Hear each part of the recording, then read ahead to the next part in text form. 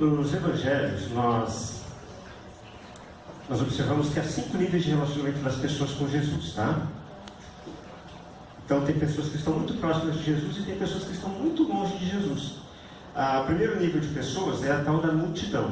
O que a multidão faz? Ela está distante de Jesus, ela apenas se aproxima de Jesus para conseguir algum favor, alguma bênção, uma cura, um milagre. Isso faz parte. O segundo nível é o nível dos curiosos. É gente que estava na multidão, mas começa a se perguntar: será que é só isso? Será que a gente tem que se relacionar com Deus apenas dessa forma? Apenas quando a gente tem algum interesse? E aí tem o terceiro nível, que é o nível dos seguidores. É gente que deixou de ser multidão, já rompeu o movimento de curiosidade e agora começa a seguir Jesus um pouco mais de perto. O quarto nível é o nível dos discípulos, aqueles que estão tão próximos de Jesus que eles são parecidos com Jesus. Gente que, quando você olha para esse tipo de pessoa, fala assim: caramba, essa pessoa tem alguma coisa diferente nela. E o último nível são os imitadores, aqueles que são claramente Jesus. Não apenas seguem Jesus, mas vivem Jesus.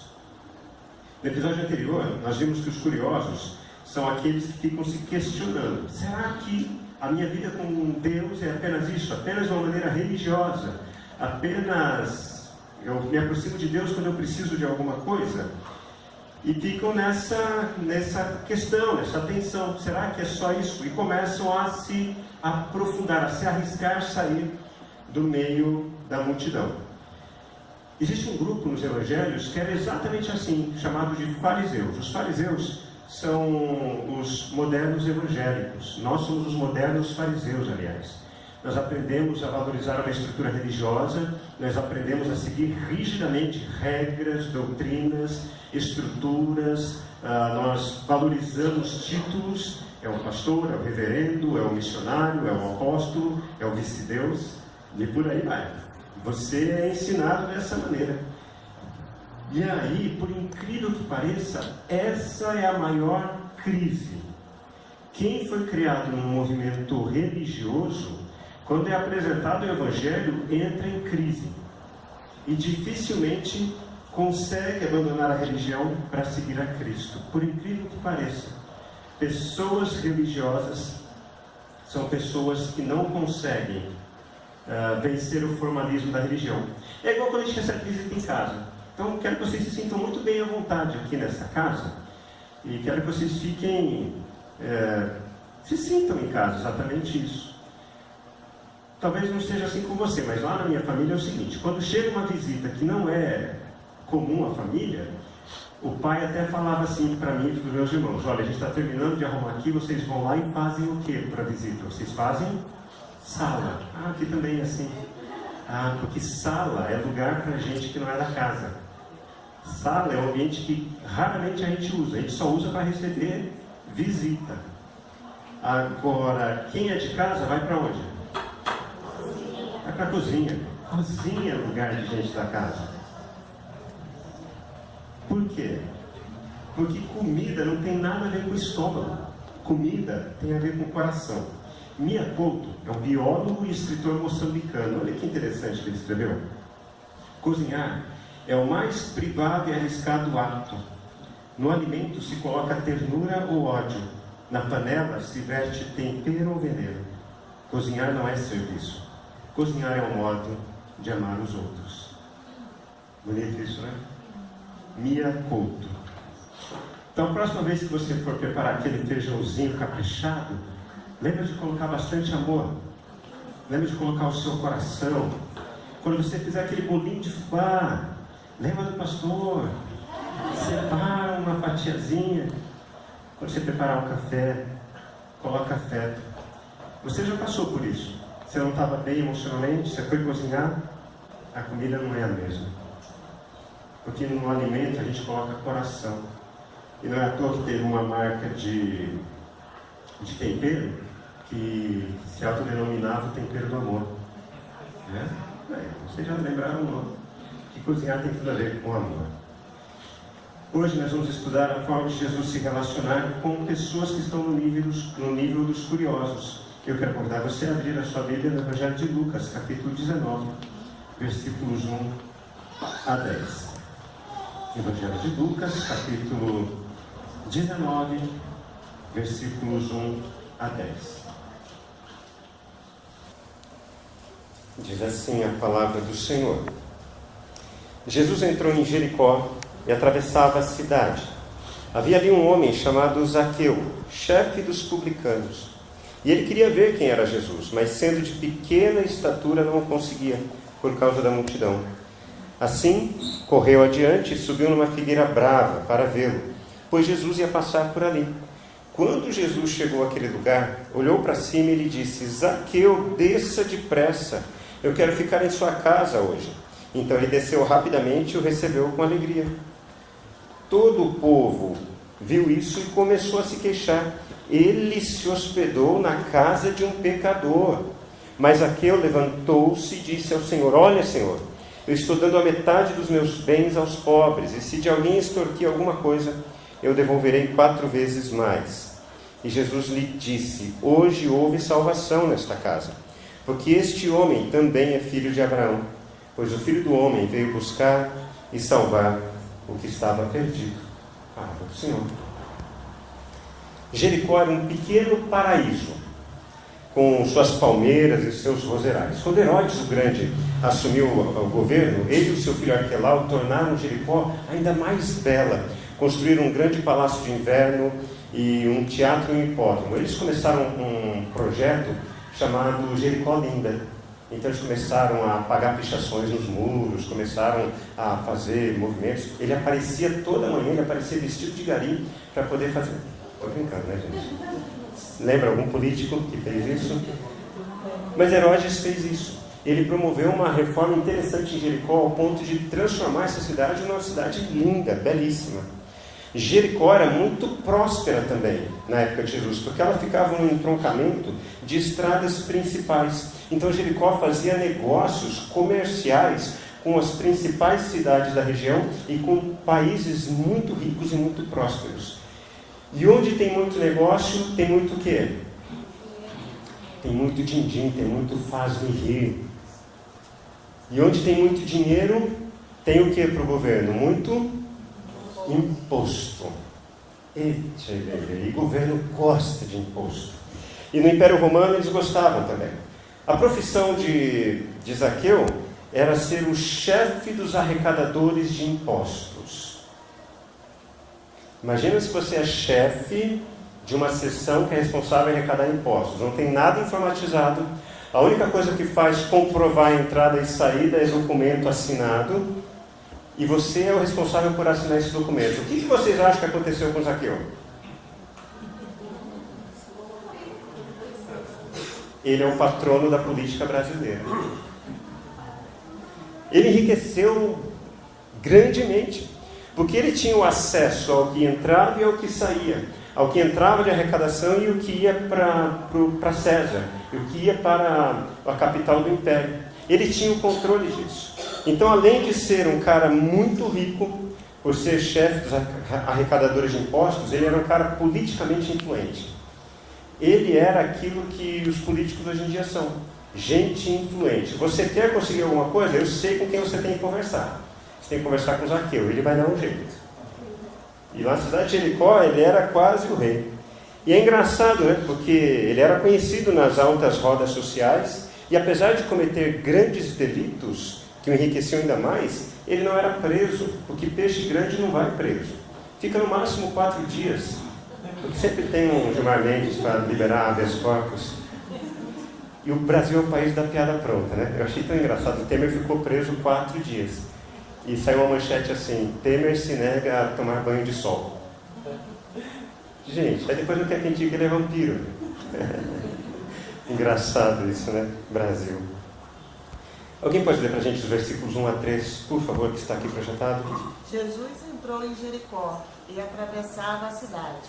Havia ali um homem rico chamado Zaqueu, chefe dos publicanos. Ele queria quem era Jesus, mas sendo de pequena estatura, não o conseguia por causa da multidão. Isso, muito obrigado, Cláudia. Jericó, como eu falei, era uma cidade extremamente importante. E esse cara Ele podia ser chamado de rei do camarote, o rei da cidade. Ele era um dos homens mais influentes na cidade. Agora pensem a imagem comigo. Ele está vendo um furdúncio, ele está vendo uma movimentação esquisita. Quando o homem, ou um dos homens mais importantes da cidade, vê uma manifestação dessa e ele quer ver o que está acontecendo, é porque a coisa é séria. O evento foi um evento marcante, um evento fantástico. E ele fez de tudo. Só que qual era o problema? Ele era baixinho. Ele não era anão. Ele tinha uma questão relativa à estatura.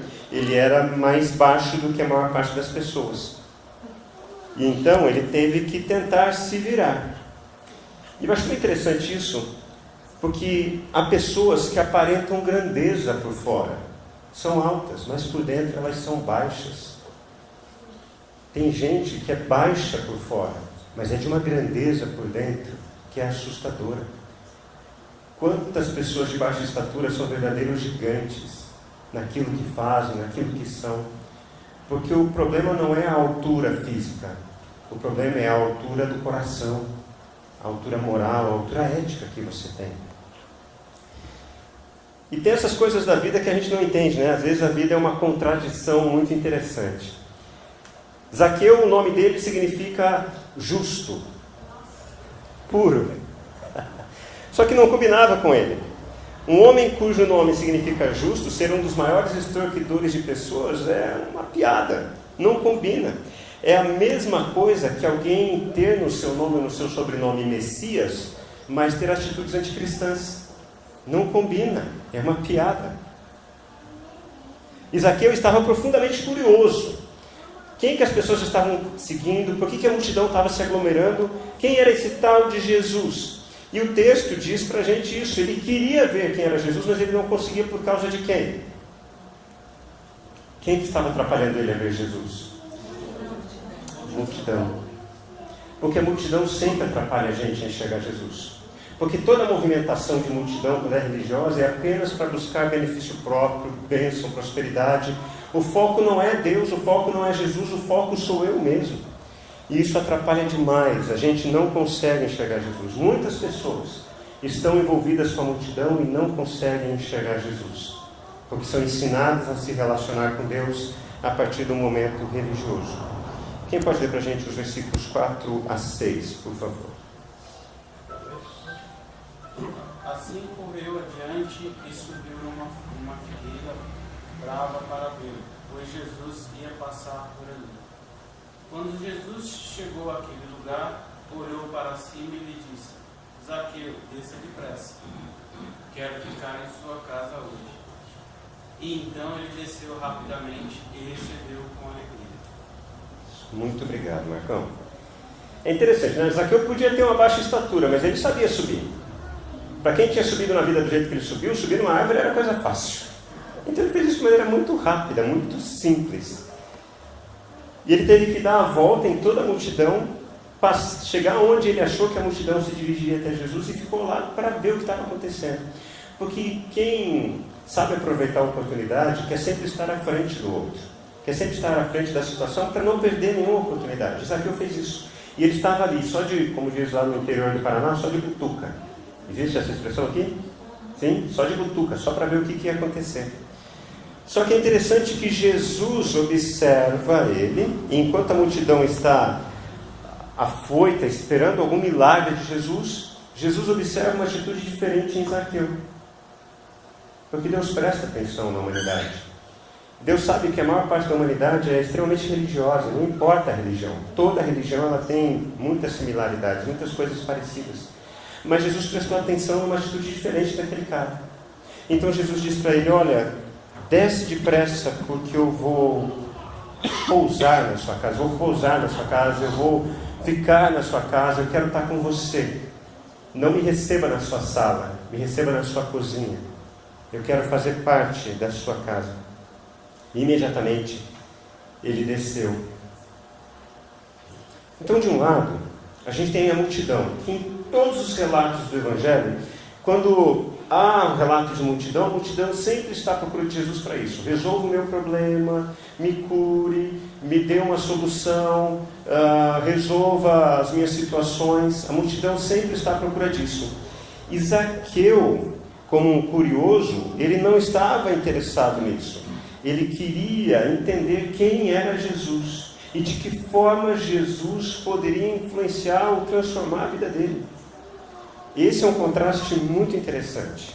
O contraste entre a religião e, como foi dito aqui no momento da música, a questão do relacionamento. Deus é um Deus que se relaciona com a gente, não na base da religião. Um homem comparecia assiduamente às reuniões de um grupo de amigos e, sem comunicar a ninguém, ele deixou de participar das suas atividades. Depois de algumas semanas, um amigo, integrante desse grupo, decidiu visitá-lo. E era uma noite muito fria. Sabe aquele tipo de noite fria que é gostoso? Você colocar uma meia, uma pantufa, fazer aquele chocolatinho quente, sabe? Um pauzinho de canela. É uma noite fria dessas. Ficar debaixo do edredom. O amigo o encontrou na casa sozinho, sentado diante da lareira, onde o fogo estava brilhante e acolhedor. Adivinhando o motivo da visita desse seu amigo, então o hospitaleiro deu as boas-vindas e ofereceu uma cadeira próxima à lareira. O amigo sentou, e ele sentou, e ficaram em frente à lareira. E o que estava recebendo o amigo, quieto, esperando o amigo falar alguma coisa. Mas nos minutos seguintes houve um silêncio. Pois os dois homens somente admiravam a dança das chamas em volta dos troncos de lenha que estalavam, que queimavam. Depois de alguns minutos, o amigo visitante examinou as brasas que se formaram e cuidadosamente escolheu algumas. E a mais incandescente de todas, ele empurrou para fora do fogaréu. Sentando-se novamente, permaneceu silencioso e imóvel. E o anfitrião prestava atenção a tudo, fascinado, inquieto, mas tentando entender o que esse amigo estava querendo fazer ali. Dentro de pouco tempo, aquela chama que foi tirada do fogaréu, do braseiro, diminuiu, até que um brilho discreto e momentâneo ficou pulsando, até então ela perder toda a cor. Dentro de pouco tempo, que antes era uma festa de calor e luz, agora não passava de frio, morto, pedaço de carvão recoberto de uma camada de cinza espessa. Nenhuma palavra tinha sido pronunciada desde que o amigo havia chegado à casa do anfitrião. E antes de preparar-se para ir embora, o amigo visitante movimentou novamente o pedaço de carvão já apagado, frio e inútil, colocando de novo no meio do fogaréu. Quase que imediatamente o carvão voltou a desprender-se em uma nova chama, alimentado pela luz e pelo calor das labaredas, dos outros carvões em brasa ao redor dele. E quando o visitante se aproximou da porta para ir-se embora, o anfitrião lhe disse: "Obrigado pela visita e pelo belíssimo ensino." Porque tem situações que você não precisa dizer nada, você precisa apenas mostrar. Há duas maneiras de Jesus estar na sua casa e na minha casa. A primeira maneira é você fazer sala para Jesus. É Jesus chegar na sua casa, na sua vida, apenas quando você precisa de algo dele. Quando você apresenta uma demanda, quando você precisa de um socorro, quando você quer que ele seja o Deus que vai solucionar os seus problemas. Essa é uma forma de você se relacionar com Deus. Só que é uma forma distante, religiosa. Agora, a outra forma de você se relacionar com Jesus é convidando ele para sair da sala e vir à cozinha. Se alimentar do seu coração e você se alimentar do coração dele. Jesus se alimentar da sua presença e você se alimentar da presença de Jesus. Ele fazer parte do seu dia a dia. Quem pode ler para a gente o versículo 7, por gentileza? Só o 7. Todo o povo viu isso e começou a se queixar. Ele se hospedou na casa de um pecador. Isso, muito obrigado. Percebam, de novo, multidão é religiosa. E o que religioso é bom? Religioso é bom em ser ruim. Religioso é bom em criticar os outros, em ser preconceituoso. Gente, ninguém nasce preconceituoso. Preconceito a gente aprende em religião. Porque se você não é da minha religião, você é meu inimigo. Então, dependendo do lugar do planeta em que eu estiver, eu tenho que queimar o seu culto, lugar de culto. Essa semana aconteceu de novo, um terreiro foi queimado no Rio de Janeiro. Disseram que foi um bando de traficantes que queriam usar o lugar para poder usar de venda de drogas. Só que adivinha que religião que os traficantes eram? Sim, eles são religiosos. Traficantes são religiosos. Eles são de uma religião, que eu não vou dizer o nome, evangélica, que tem pavor de gente que não é evangélica. E fazem isso em nome de Deus. Quantas atrocidades foram cometidas por causa de preceitos religiosos em nome de Deus? E não só entre os evangélicos, entre várias outras religiões. Quantos massacres aconteceram? Porque a multidão, ela é religiosa e ela é ensinada a pensar dessa maneira. Quem não é da minha religião, quem não é do meu time é meu inimigo, é meu adversário. Merece ser eliminado. Se não se converte à minha força, aí existe até uma frase que a gente é ensinado desde criança. Se não vem pelo amor, vem pela... Porque o Deus do religioso não é Deus, é o diabo.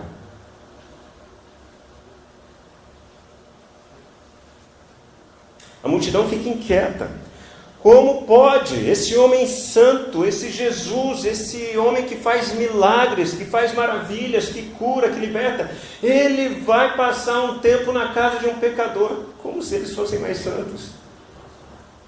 Ele vai passar na casa de um pecador como eu, como você, porque todos nós somos pecadores. E vocês percebem a sutileza? Como é difícil falar de um grupo como a multidão sem cair no mesmo erro que eles. Eu estou sendo multidão agora, nesse momento. Porque eu estou olhando para a multidão e estou falando assim, vocês são pecadores. E eu estou caindo no mesmo erro deles. Porque é fácil a gente olhar para aquele que age de maneira diferente da gente e cair no mesmo erro do outro. Versículo 8. Quem pode ler para a gente, por favor? Mas Zaqueu levantou-se e disse ao Senhor: Olha, Senhor, eu estou dando metade dos meus bens aos pobres. E se de alguém extorquir alguma coisa, eu devolverei 4 vezes mais. Obrigado, Elaine. O problema é que a multidão recebia Jesus na sala. Zaqueu recebeu Jesus na cozinha. Porque Zaqueu foi alimentado pela presença de Jesus. Porque a alma de Zaqueu estava alimentada, ele se levantou e precisava fazer alguma coisa. Porque essa é uma diferença crucial quando a gente está na religião e quando a gente está em relacionamento com Deus. Quando a gente está na religião, a gente se sente obrigado a fazer as coisas. Eu tenho que ir ao culto, eu tenho que dar dinheiro, eu tenho que cantar, eu tenho que orar, eu tenho que ler a Bíblia, eu tenho que evangelizar, eu tenho. Agora, quando eu desfruto de um relacionamento com Deus, eu não me sinto obrigado. Eu faço porque me faz bem, porque é prazeroso. Pense nos seus relacionamentos mais profundos e impactantes. Você sente prazer de estar com seus filhos. Você sente prazer de visitar a sua mãe para tomar um café na casa dela. Você sente prazer de pegar o seu companheiro, a sua companheira e ir num cinema. É prazer, não é obrigação, vocês entendem? Porque a partir do momento que uma relação de amor, ela passa a ser obrigatória, ela deixou de ser uma relação de amor. Ela passou a ser uma religião. Percebe a diferença? As palavras de Zaqueu são palavras intensas. Não podemos esquecer que Zaqueu era o chefe dos caras que arrecadavam dinheiro. Ele era o chefe da máfia. Ele rodava muito dinheiro ali e ele é quem organizava esse esquema. Só que quando Jesus faz parte da nossa vida, nós somos apresentados a quem nós somos. E isso assusta. Então, quando ele tem esse encontro com Jesus, ele diz assim: Senhor, eu estou dando a metade dos meus bens aos pobres. Para esse cara, da metade do que ele tinha arrecadado, ele tinha roubado muita grana. Muita grana. Da outra metade, ele ainda disse o seguinte: de quem eu extorqui alguma coisa, eu devolverei 4 vezes mais. Se eu roubei R$100 de alguém, eu vou dar R$400. E por que esse homem está falando isso? Porque ele era bom? Não, ele não era bom. Mas ele foi impactado com a presença de Jesus na vida dele.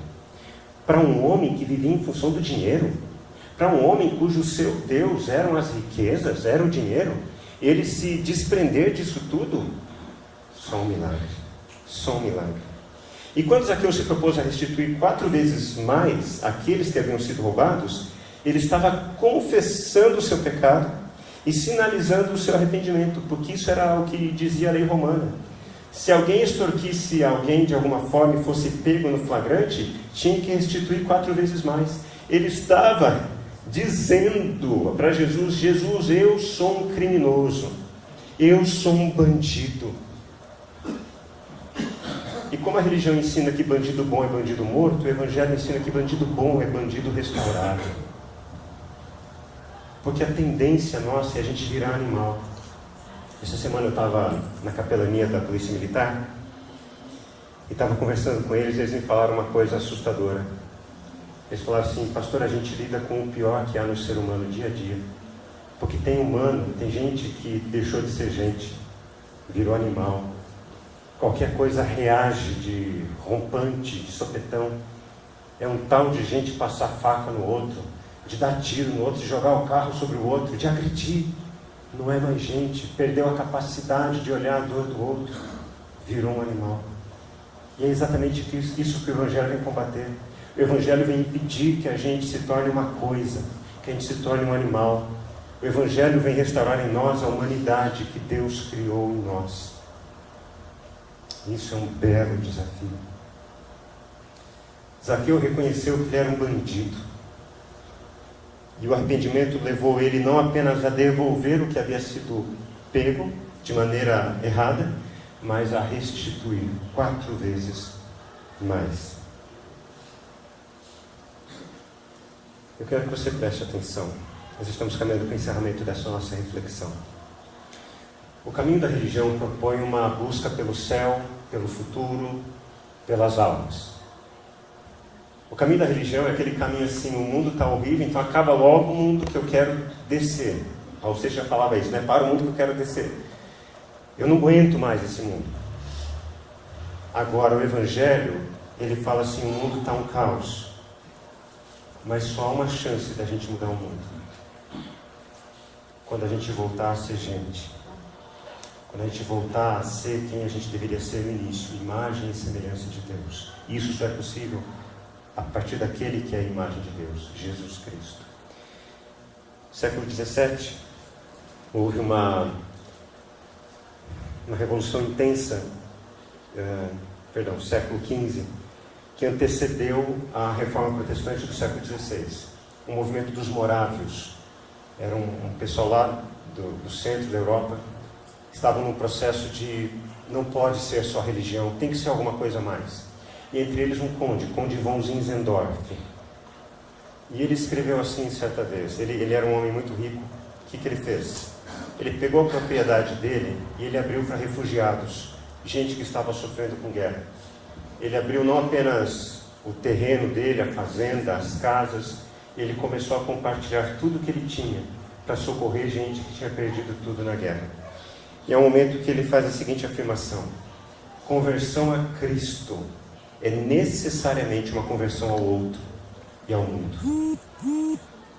Conversão a Cristo é necessariamente uma conversão ao outro e ao mundo.